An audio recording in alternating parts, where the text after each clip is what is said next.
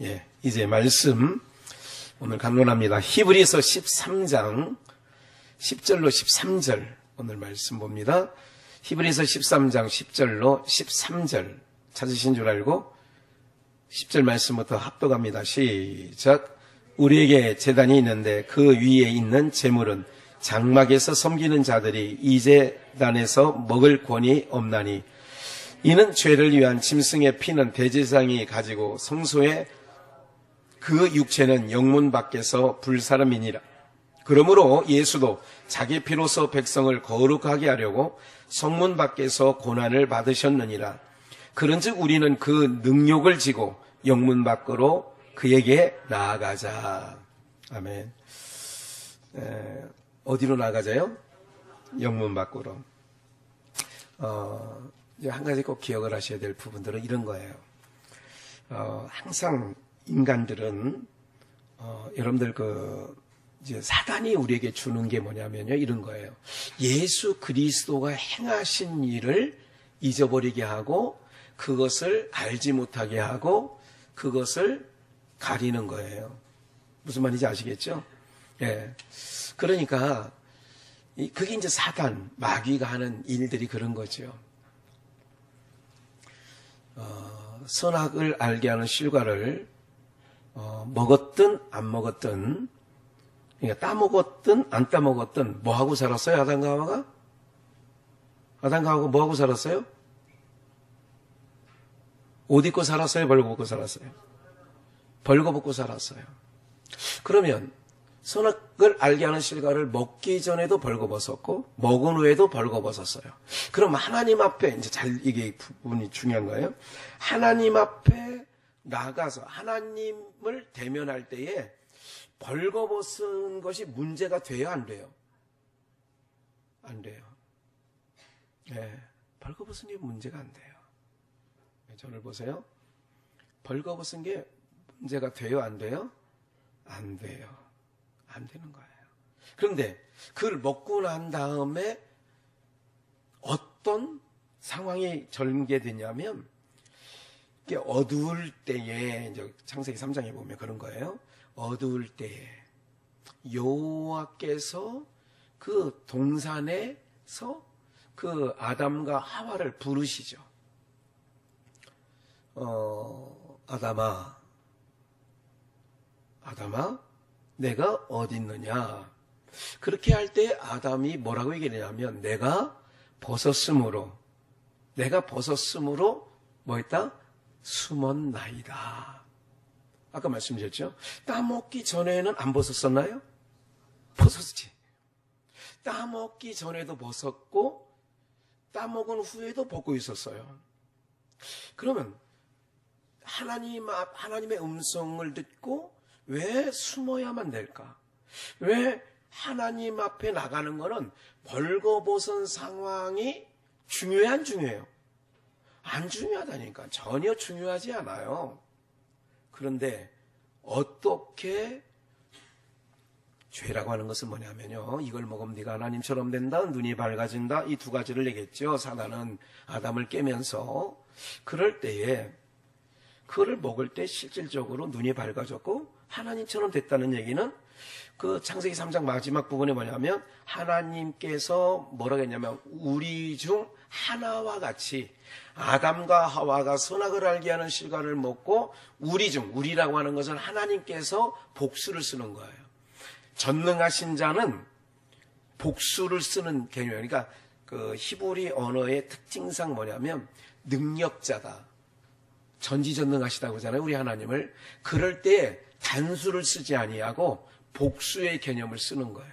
어쨌든 하나님이 뭐라고 말씀하면 저들이 선악을 알게 하는 실과를 먹고 우리 중 하나와 같이 되었으니 저가 손을 들어 생명나무의 실과도 먹고 영생할까 하니까 저들을 에덴 동산 밖으로 쫓아내자, 그런 얘기를 하는 거예요.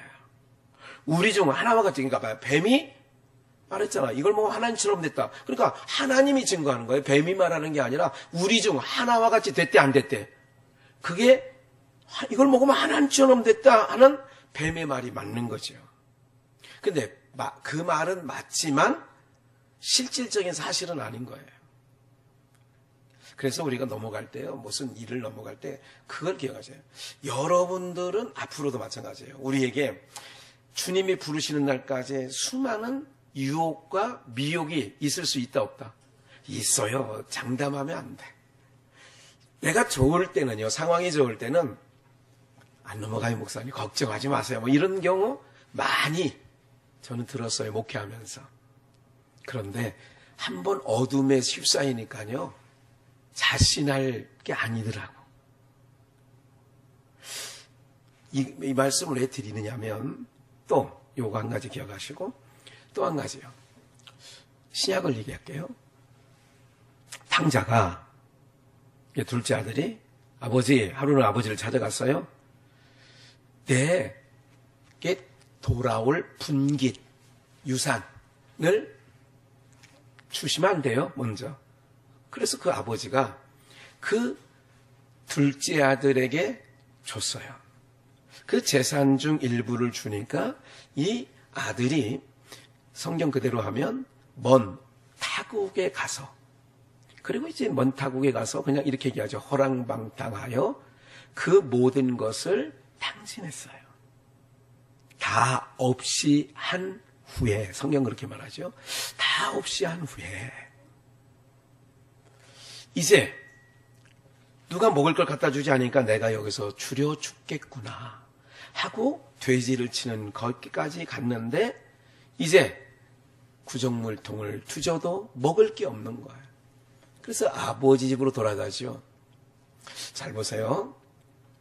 아버지가 아들을 보는 입장을 지금 설명드릴 거예요. 재산을 탕진했든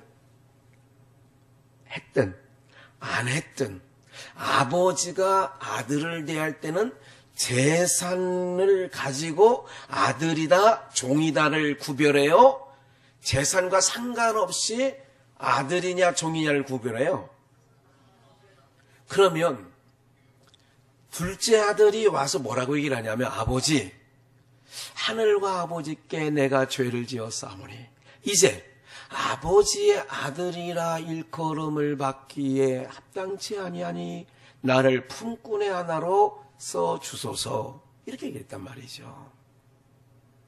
그러니까 아버지가, 그래, 마침 밀손이 부족했는데 이제부터는 너 재산 다 날려버렸으니 너 이제부터는 품꾼이다, 종이다. 그 아버지 재산을 탕진한 횟수만큼 밥은 먹여주겠다. 그러나 월급은 없다. 이렇게 말했어요. 그냥 아들로 받아들여요. 예, 요거예요. 그럼 잘 보세요. 이게 중요한 얘기예요. 오늘 여러분들이 하나님 앞에 나올 때에 항상 어떤 마음이 있느냐면, 우리는 하나님 앞에 서면 무슨 생각이 들어요? 여러분, 정말 하나님 앞에 설 때에 이런 거 있죠. 내가 떳떳한 날도 있어. 어떤 날은 송구한 날도 있는 것 같아. 이런 마음이 전혀 없이 그냥 이랬다, 내가 어떻게 살든 상관없이 그냥 하나님 앞에 와서 한 번도 거리낌이나 아무렇지도 않았다. 전자입니까? 후자입니까? 여러분들 강요하는 건 아니에요. 후자여야 돼요. 아까 말씀드렸죠. 벌거벗은 게 하나님 앞에 나가는 게 문제가 된다, 안 된다. 근데 왜 못 나가요? 누가 그러는 거예요? 내가 아버지 재산을 창기와 함께 탕진했다 안 했다. 그래도 품꾼에, 아니, 그렇다고 품꾼에 하나로 써달라고 성경에 말하죠. 아무리 못된 아버지라도 자녀가 생선을 달라고 하면 뱀을 줄 자가 있냐? 떡을 달라고 하면 돌을 줄 자가 있냐? 이거 비유적으로 예수님 말씀하신 거예요. 여러분들, 이제 여기서 이 부분을 좀 해결을 해야 돼요. 먼저 뭐냐면, 항상 여러분들이 갖고 있어야 될, 놓치지 말아야 될 게 바로 뭐냐면, 여러분들이 옷을 입었냐 벌거벗었냐, 아버지의 가산을 재산을 탕진했냐 안 탕진했냐 가지고 아버지께 나가면 안 돼.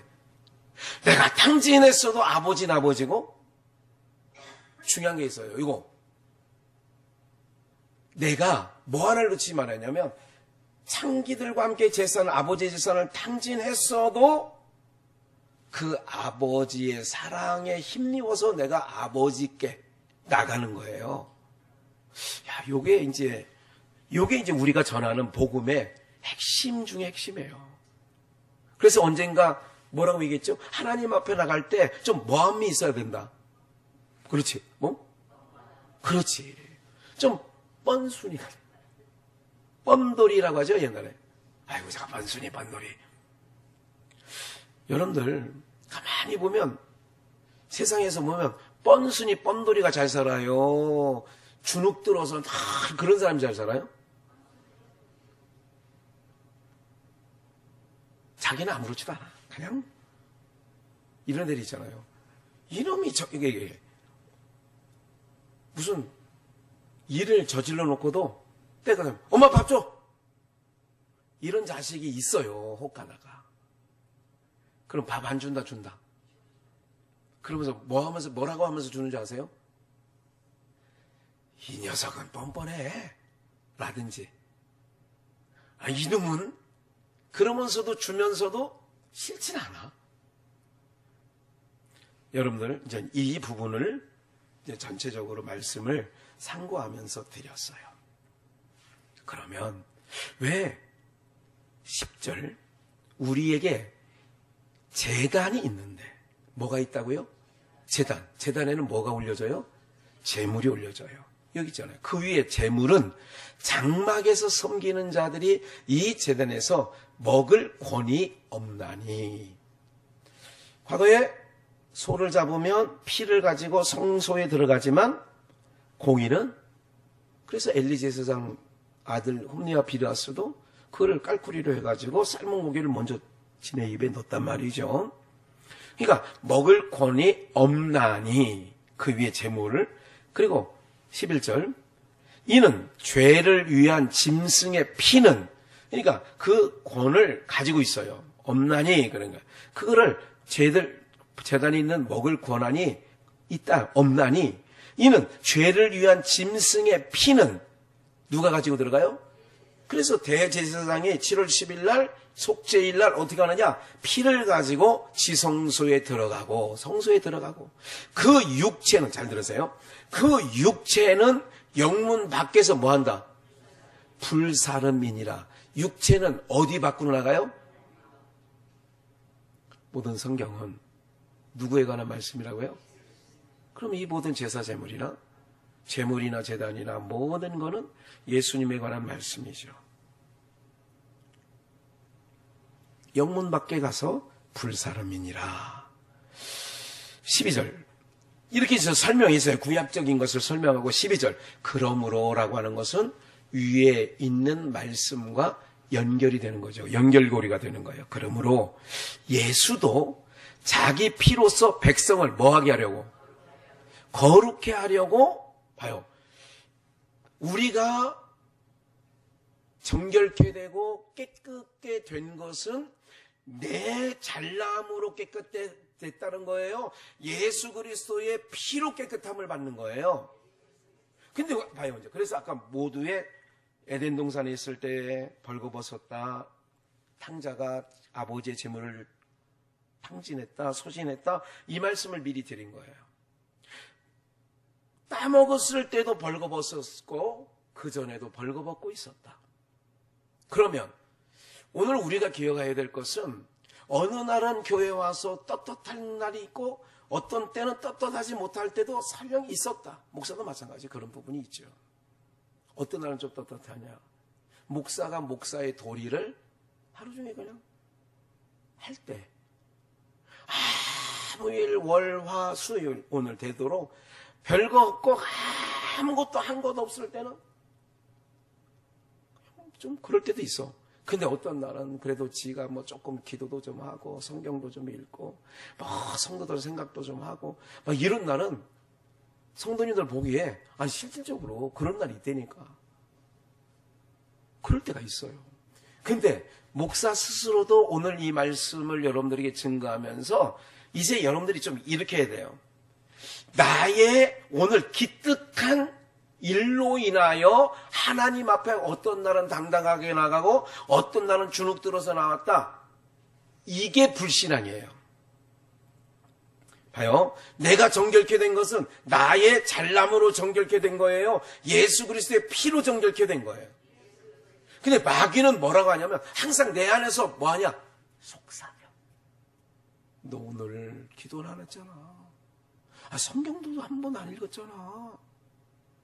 이러므로 예수 그리스도가 우리를 위하여 흘린 피를 잊어버리게 하고, 이게 중요한 얘기예요, 지금요.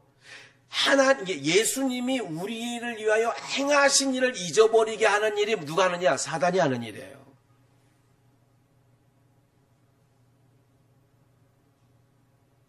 우리 하나님께서는 이미 아버지께로 자기 백성이 오는 길을 아들 예수로 말미암아 막힌다면 이미 헐었다고 하잖아요. 나의 꼬라지 때문에 아버지인데 못 가고 안 가는 게 아니라 뻔뻔해야 돼. 아버지께 나갈 때 이제 오늘 나의 부주의, 부족함 있어요. 그러나 하나님 아버지 때 내가 오늘 이렇게 예배를 나오고 찬양을 뻔뻔하게 부를 수 있는 거는 나 예수님 피로 나 거룩하게 됐다며요, 아버지. 당신의 아들 예수님이 피 흘리심으로 나를 거룩하게 했다면서요. 이렇게 나와야 되는데 사단은 요거를 잊어버리게. 그리고 오늘 내 꼬라지를 보고 오늘 뭐 잘못했는데 이렇게 보게 하는 거예요. 그렇다고 우리가 일부러 일을 저지를 필요는 없어. 그렇잖아요. 목사님 그랬잖아요. 그렇다고 내가 막 교회 유리창이나 깨고 다니고. 무슨 말인지 이해가 되시죠? 그러니까 예수도 자기 피로서 구약의 대지장 얘기를 하는 거예요. 모형과 그림자적인 걸. 그러니까 예수도 자기 피로서 백성을 뭐하게 한다? 거룩해 하려고 피를 자기 피로 거룩하게 돼서 이미 하나님과 우리 사이에 막힌 담은 열어놓으셨어요. 그래서 항상 기억을 하셔야 돼요. 우리가요, 과거에 정말 무식하던 시대에 신앙할 때에 강사들이 오면, 부흥 강사들, 그따위로 해가지고 이렇게 나온 거죠. 그따위. 이게 사단의 말이었던 거예요. 사실은 따지고 보면. 장로가 이런 권사가 뭐를 얘기해봐요. 예수님의 은혜를, 예수님의 행하신 일을 바라보게 해야 되는 입장인데, 이 강단이. 여러분들 괜찮습니다. 주님이 우리를 위하여 피를 흘려주셨잖아요. 그래서 그 은혜에 감사합시다. 그 은혜에 우리가 찬송합시다. 여러분, 감사와 찬송이 가득하면 어디 가서 해코지 할 마음이 생긴다, 안 생긴다? 제가 자동차를 운전한 지 한 30년 됐어요. 30년 동안 가만히 생각해보면 사고 난 날을 생각하면 누가 옆에서 염장 지른 날 꼭 사고가 났어. 무슨 말인지 아시겠죠? 기분 나쁜 상태를 해서 차 운전해서 알았어요, 엄마 그만 얘기하세요. 그런 날, 예를 들자면, 이를테면 내 마음에 평안이 없을 때, 화가 막 났을 때, 그럴 때는요, 백밀러가 이게 안 보인다니까. 앞에 신호등도 잘 안 보이고요. 뭐 할 때? 열받았을 때, 화가 나 있을 때. 그러니까 하나님의 은혜, 그러니까 예수 그리스도의 피로서 백성을 거룩해 하려고 당신님이 어디로 나가느냐? 성문 밖에서 뭐를 받으셨다? 여기서 성문 아니냐 밖이냐 이게 중요한 건데요. 과거에 구약시대에, 율법시대에 성문 밖에 나가는 이스라엘 진이라고 합시다. 성문 밖이 이스라엘 진 밖이에요. 저주를 받으면 이스라엘 진 밖으로 쫓아내요. 뭐를 받으면? 저주를 받으면 그 대표적인 병이 문둥병이에요. 문둥병을 딱 발병을 하면 어떡한다? 레위기에 써 있어. 법이야 이거는. 율법에 딱 정해놨어. 제사장에 보이라. 제사장 그것이 문둥병인 것을 진단을 해보고 딱 그렇다면 이스라엘 진 밖으로 내쫓는 거예요. 그리고 이렇게 선포하는 거예요. 저주를 받았다.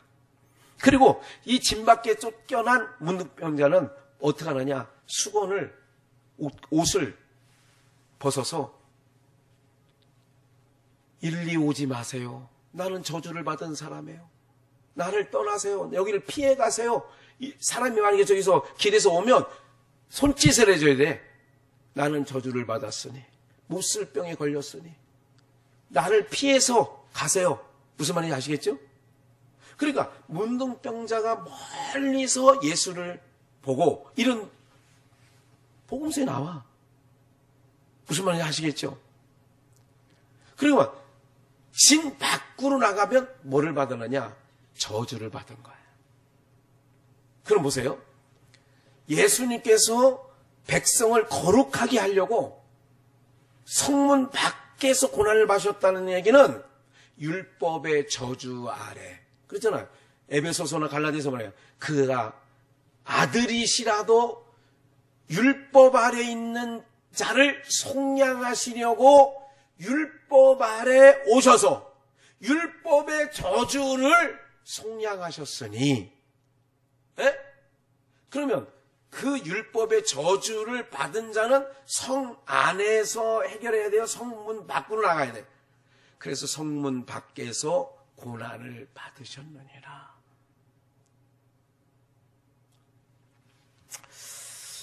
이것이 여러분들 기억을 하셔야 되고, 그러면 머리 대신 예수님이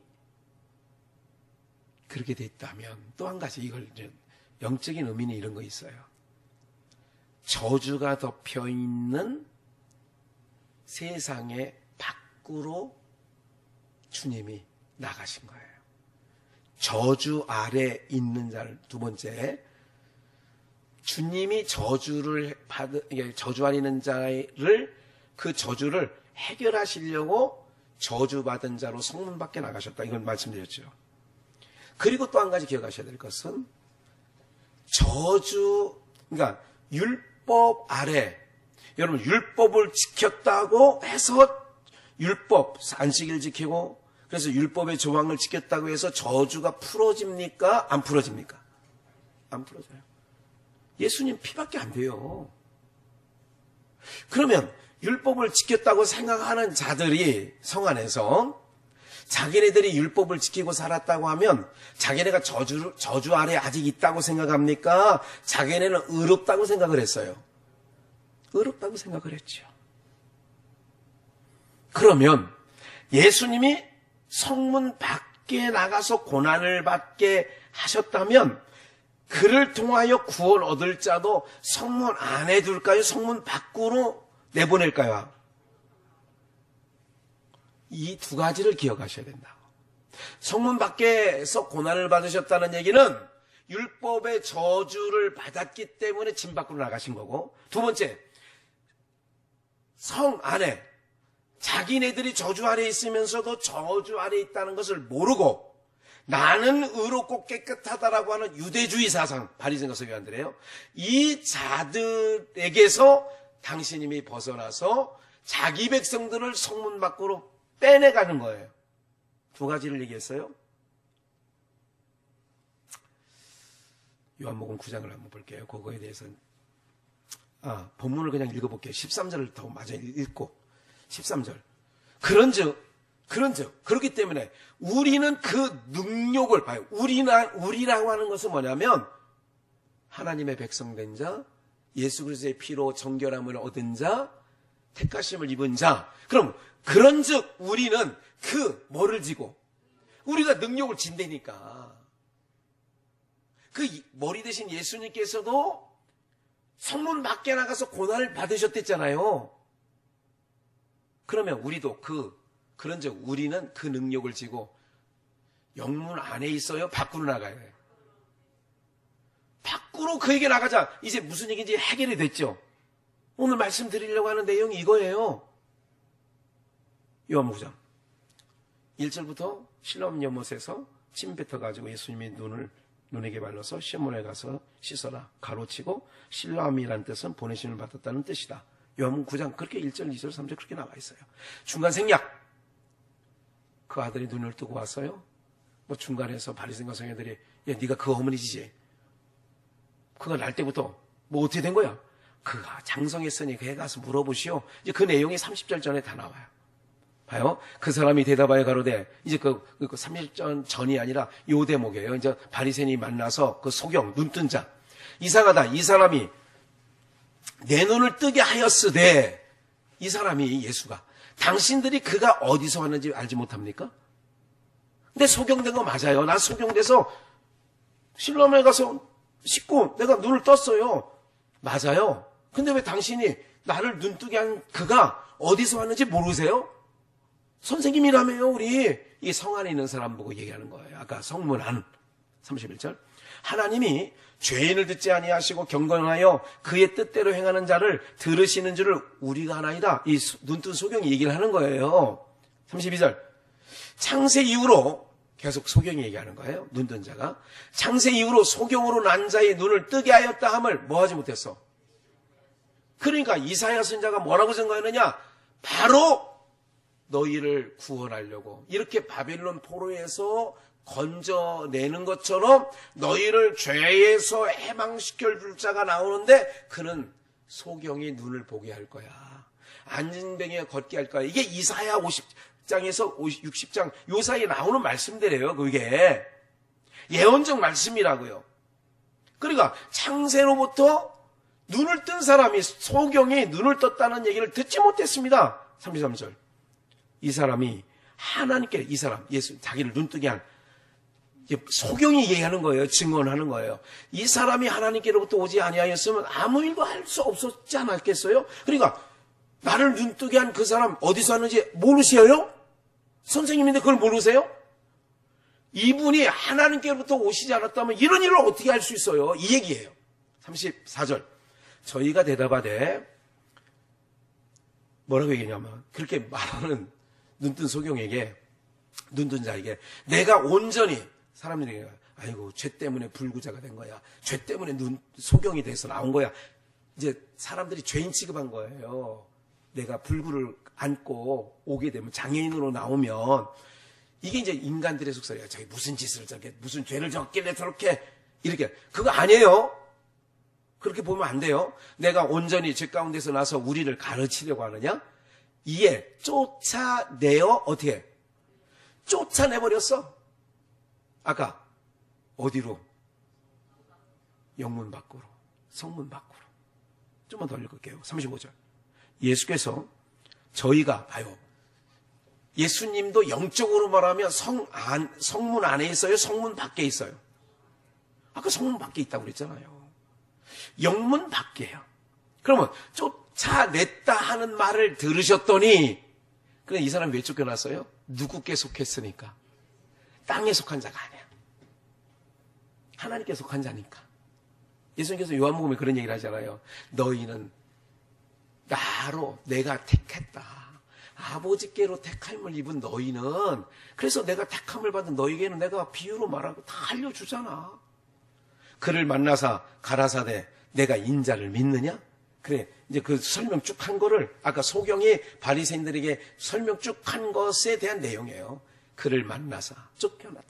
영문 밖으로 쫓겨나는 거예요. 나도 영문 밖에 있다. 그리고 이 사람을 하나님 백성 영문 밖으로 쫓아내는 거예요. 가만히 생각을 제가 이제 좀만 더 읽을게요. 믿느냐? 36절. 대답하여 가로되 주여 그가 누구시니까 내가 믿고자 하나이다. 37절. 예수께서 가라사대 내가 그를 보았거니와 지금 너와 말하는 자가 그야. 38절. 가로되 주여 내가 뭐 한다고요? 쫓아냈어요. 영적으로 말하면 이게 주류 사회에서 성문 안에서 우리 옛날로 말하면 조선시대로 말하면 무슨 문이라고 그래요? 무슨 문? 동서남북 이 사대문 안에는 누가 살아? 양반이 사는 거예요. 그러니까 미아리도 사대문 밖이야. 그래서 미아리가 공동묘지였다니까, 공동묘지. 미아리가. 그러니까 미아리 안 살길 잘했지. 예. 미아리 이쪽 다 지금 도봉구 노원 이쪽이 다 강북구 요게 다 고기가 그런 거예요. 오히려 양주는 그래도 괜찮았나 봐요. 옛날 얘기 할 것도 없어. 무슨 말인지 아시겠죠? 그래서 옛날에도 사대문 안에 사대문 안에 못 들어오게 딱 지키는 거예요. 남쪽으로는 남한산성이 있고 북한산성이 있고 행주산성이 있고 딱 지키는 거예요. 거기 들어갈 때는 우리나라 조선 백성이라도 함부로 그 사대문, 남대문, 동대문을 함부로 들락날락 할 수 있다 없다. 딱 지키고 있다니까. 우리 가끔 사극을 보면 그렇게 지키고 있어서 왜 왔냐? 이렇게 묻잖아요. 속 끌고. 예, 왕의 채소를 갖다가 주러 해서 왔습니다. 이렇게 그런 거 있잖아, 왜? 이런 얘기를 그렇게 한참 설명하면 시간만 가니까 그만. 그렇게 된 거예요. 그러면 예나 지금이나 이런 거예요. 주류 사회에서 자꾸 하나님은 어떻게 하느냐면 주류가 되지 못하게. 그러면 육신적으로나 인간적으로는 그게 좋다 나쁘다? 안 좋지. 그러니까 오늘 이런 말씀을 듣고 여러분들이 그래서 내 인생이 자꾸 주류 사회에서 자꾸 밀려나는 거예요. 무슨 말인지 아시겠어요? 가만히 이 말씀 묵상하면서 이런 생각이에요. 기독교 대한 성결교회 있을 때 여기 아직 이게 경매가 안 됐으면 저는요 지방회장도 하고 다 해. 근데 그 소입에 들어갔는데 하나님 못하게. 이게 한두 번이 아니에요. 이런 일들이 한두 번 겪은 게 아니에요. 자꾸 어떤 주류 사회에서 어떻게 한다고? 자꾸 밀려. 이렇게. 오늘 여러분들, 내가 오늘 이 말씀 묵상하면서 보니까 우리의 주인 되시는 주여 하는 주님이 머리 되신 주인이 성문 밖에 영문 밖에 밀렸어. 세상적으로 보면. 그래서 자기 백성들을 이 소경처럼 쫓아내. 사도행전에 보니까 제자들도 다 쫓아내. 공의 앞에서 출회해. 다 쫓아내. 왜? 성 밖에 주님이 계시니까. 그래서 주님이 너도 쫓겨났냐? 나도 쫓겨났어. 걱정하지 마. 이렇게 나온 자들을 딱 끌어안고 어디로 가느냐? 하나님 나라로 가게 되어지는 줄 믿습니다. 그런 거예요. 야곱의 양떼가 고향으로 가는 거예요. 여기서 말하는 고향, 창세기 30장 이후에 나오는 야곱의 고향은 어디냐? 하나님 나라를 상징하는 거예요. 그래 야곱의 양떼를 얼룩얼룩한 거, 아롱진 거, 점 있는 거, 이게 다 야곱의 거 아니야. 성령의 인치심. 언젠가 말씀드렸잖아요. 성령의 인치심을 받은 증거라고 그게.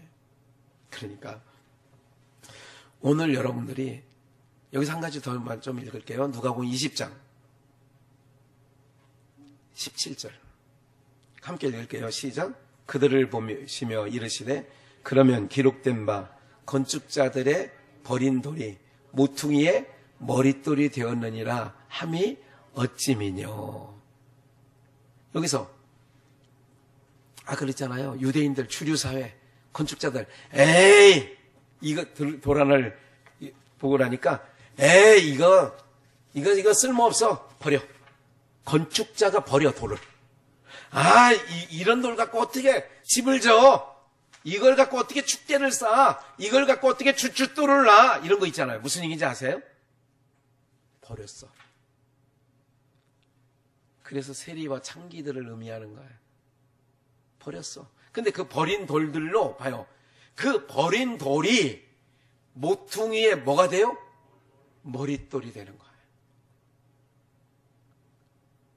이게 누가 보면 나오는 게 아니라 사도행전 4장 11절도 봐요. 이 예수는 누구냐? 이 예수는 너희 건축자들의 바리새인 서기관들이 쓸모없어. 그래서 십자가에 버렸어. 건축자들이 버린 돌로서 하나님은 진모퉁이에 뭐를 삼았다? 머릿돌이 되겠다. 이게 영문 밖에. 그 육체는 영문 밖에. 성문 밖으로. 응? 그래서 베드로전서 그 2장 7절에도 똑같은 동일한 말씀이에요. 믿는 너희에게는 보배이나 믿지 않는 자에게는 건축자들이 버린, 믿지 않는 자, 바리새인과 서기관들은 예수님을 도무지 안 믿었어. 그러니까 믿지 않는 자들이 버렸어. 누구를? 예수를 십자가에 버렸어. 골고다에 버렸어. 근데 그 버린 돌이 모퉁이의 머릿돌이 됐다. 그래서 우리는 그 옆에 놓여져 있는 거예요. 머릿돌 대신 예수님 옆에 그 소경도 옆에 돌이 놓여 있고. 그래서 하나님 나라를 이루어가는 거예요. 영문 밖으로 우리를. 그래서 여러분들 자꾸 이 주류 사회에서 밀려나는 거를 서글퍼하지 마세요. 자꾸 이렇게 밀리는 사람이 육신적으로 보면 어떤 애냐면 우리 나이 들면 이러더라고요. 어머니 아버지를 보니까 우리 뭐 다른 사람이 아니라 돌아가신 우리 아버지 어머니를 보니까 은퇴하고 나니까 찾아오는 이도 없고 자식마저도 뭔가 무시하는 건 아닌데 어른이 되고 나이가 들면 느낌이 너도 날 무시하냐? 뭐 이런 얘기 있잖아. 왜? 새끼들도 안 오는데 뭐 성도들이 오겠어? 이 말은 영적으로 말하면 자꾸 뭐 하는 거냐? 밀리는 것 같은 거예요. 그래서 결국 인생도 밀리고 가는 거예요. 권사님, 그래도 권사님 힘이 있고 지금 누가 그렇게 할머니라고 그래? 네? 그렇잖아요. 요즘 옛날 비하면 뭐 옛날 50대 중반만 돼도요 권사님보다 더 권사님이 아니고 권사님은 지금 뭐 세대 같으니까 제가 정말 국민학교 다닐 때요 큰엄마라고 옛날 봉황에 그 집에 인사드리라고 했는데 뭐 그게 할머니라고 하는데 내가 지금 생각하면 그분들의 연세가 50대였어요. 50대인데 할머니요. 지금 80 먹은 할머니보다 더 할머니였어. 내가 기억하기엔. 이빨도 거의 없고. 그렇게 됐어요. 인생도 나이가 들면 그러다가 떠나는 거예요. 세상 떠나는 거예요. 우리가 가만히 봐요. 하나님 나라가 좋아요? 이 땅이 좋아요? 하나님 나라. 그래서 자꾸 이렇게 밀린다고 이렇게 서글퍼하지 마시라고 우리 권사님, 우리 집사님, 우리 성도님들. 저도 이렇게 이 진리를 깨닫고 자꾸 어떻게 되는 거 아니야? 이 양주시 기독교 연합회 회장할 때는요. 주변의 목사님들이 막 양주시에 있는 목사님들이 아이고 우리 회장님 뭐 어쩌고 저쩌고 막 시장도 막 이랬어요. 이성우 시장 알잖아요. 언젠가 몇 달 전에 여기 덕계동에 있을 때 한번 내일이 아니라 제가 세계롭교회 저쪽 옥정에 있는 그 캄보디아 같이 처음 갔던 유준 목사가 뭐 거기에 지금 우리 비전의 몇 명이 또 거기 다닌다 돼요. 옛날에 흩어진 사람들. 그제 형님 거기는 그 김학은 선교사보다 조금 더 아래인가 비슷한가 그래요. 그러니까 저보고 이제 캄보디아 갈 때부터 이제 그렇게 저거 한 사람들 있잖아요. 뭐 처음 봤는데도 나이가 많으면 형님 뭐 이런 사람 있잖아. 왜? 넉살 좋게. 저 양주 시장님 좀 한번 언제 소개 좀 해달라고. 같이 자기가 식사 대접을 한대. 연결 좀 해달라고 해서 알았다고 해서 한번 시장실에 전화를 했어요. 나 김학교 목사인데 비전교회. 지금 시장님 안 계시니까 뭐 메모 좀 남겨. 뭐 비서가 그런 거예요. 메모 남겨드리겠습니다. 아직까지 전화가 없어. 과거 같으면 연락이 왔을까 안 왔을까? 잭가다 왔지. 잭가다 왔지. 느끼는 게 있어요. 주류 사회에서 밀리는 느낌.